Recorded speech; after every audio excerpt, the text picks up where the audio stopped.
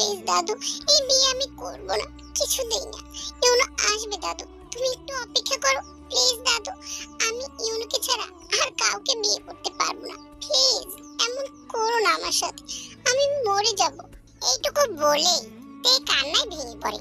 কিন্তু তে দাদু এখনো সোফায় মাথা নিচু করে পাথরের মতো বসে আছে। তের কথায় ওনার কোনো হেলদোল হলো না। ড্রয়িং রুমে সবাই উপস্থিত। তের মা বাবা, ছোট ভাই, তের দাদা দাদু আর কাকা কাকি এবং তার ছেলে জিয়ন জাংকুক। আজ তের বিয়ে ছিল তার ভালোবাসার মানুষের সাথে, কিন্তু বরযাত্রী আর আসেনি। কেন তা সবার জানা, কিন্তু কেউ বলতে পারছে না তে কষ্ট পাবে বলে। পুরো জিয়ন বাড়ি থমথমে, কারণ জিয়ন বাড়ির একমাত্র মেয়ে।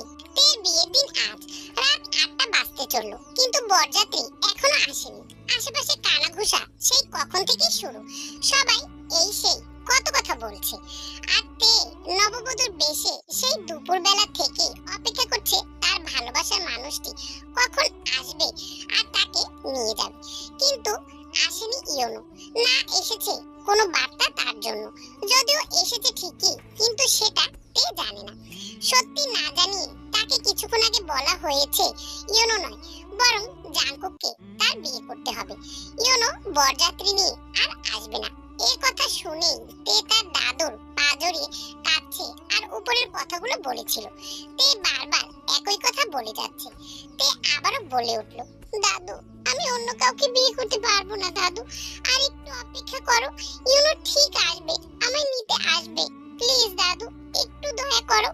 এসব বলে গুমড়ে কেঁদেই চলেছে তে। তের দাদু এতক্ষণ চুপ থাকলেও এবার তের গালে সজোরে এক চড় বসিয়ে দেয়। তে চুপ হয়ে একদম স্তব্ধ হয়ে যায়। তার দাদু তাকে মেরেছে তা বিশ্বাস হচ্ছে না তে। সাথে সাথেই দাদুর পা ছেড়ে দেয় তে। তে বুঝে যায় জাংকুককে বিয়ে করতে হবে তার। জাংকুক চোখ বন্ধ করে বসে থাকে ফ্লোরে। তে দাদু চড় বসিয়ে বুকে হাত দিয়ে বসে থাকে। তিনি যে নিজের কলিজাতেই হাত উঠিয়েছেন আজ, এসব দেখে তের বড় কাকা কেঁদে ওঠে। তের বাবা চুপ করে মাথা নুয়ে বসে আছেন। তের মা সেই কখন থেকে অজ্ঞান। তের কাকি তের মার মাথায় হাত বুলাচ্ছেন। তের দাদি চোখ মুছছে বারবার নিঃশব্দে। আর জাংকুক এক নজরে তের দিকে তীক্ষ্ণ ও অগ্নিময় চোখে তাকিয়ে আছে। চোখ দিয়েই তেকে যেন ঝালাফালা করে দিচ্ছে জাংকুক। চোখ মুখ তার নরমাল, কিন্তু চোয়াল শক্ত করে রেখেছে সে। একটু পরে নিজেকে শক্ত করে তের দাদু বোগাম চেঁচিয়ে ওঠে, এভাবে মরা কন্যা না করে ভেতরে কাজীটা এক্ষুনি বিয়ে হবে তের সাথে জাংকুকের। ব্যাস